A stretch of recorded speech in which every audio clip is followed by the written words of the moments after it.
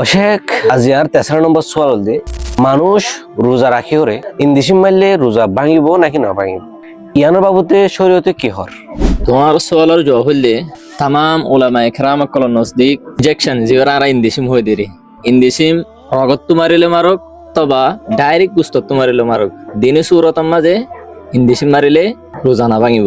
কিন্তু মানুষকে বেশি কি হয়ে যাবে দে লবে জানো যাইলে খাদ্য সালাম বড় দে খাদ্য সালাম যদি বইজে দইলে এত মাঝে কি ভাঙি যাবে গয় রোজা ভাঙি যাবে গয় ইন্দিসিম মারিলে রোজা না ভাঙে দে আনর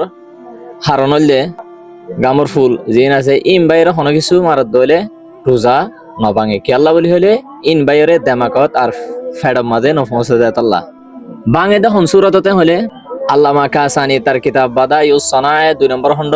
93 পৃষ্ঠার মাঝে কান কায়দা বয়ান করছে দে হার ও ফুল যে ফুল বাইরে দাবাই দিলে অথবা দাবাই মারিলে অথবা কিছু খাইলে ব্রেইনত দেমাকত অথবা ফেডম মাঝে ফসত দইলে ইন এ সুরতম মাঝে রোজা ভাঙি যাবে দে তাহলে ইনজেকশন হদি বা ব্রেইনের মাঝে না যা ডাইরেক্ট ফেডম মাঝে না যা এত লাভলি ওরে ইনজেকশন মারিলে রোজা না ভাঙিব সমাজের মাঝে একখান হতা আছে দে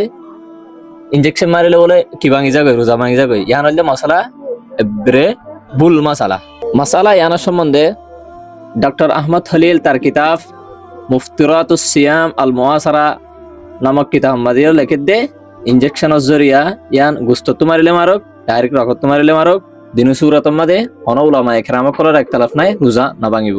মশলা ইয়ানরে আরো জিকির করার আগে আল মৌসুআ আল মুয়াসসারা ফি ফিকহিল কাদায়া আল মুআসারা ফিকহুল ইবাদাত যেখন মাঝে আছে এবার 440 নম্বর 9 নম্বর পৃষ্ঠার মাঝে তাহলে খুলাসা মশলা হইলে ইনজেকশন রগত মারিলে মারক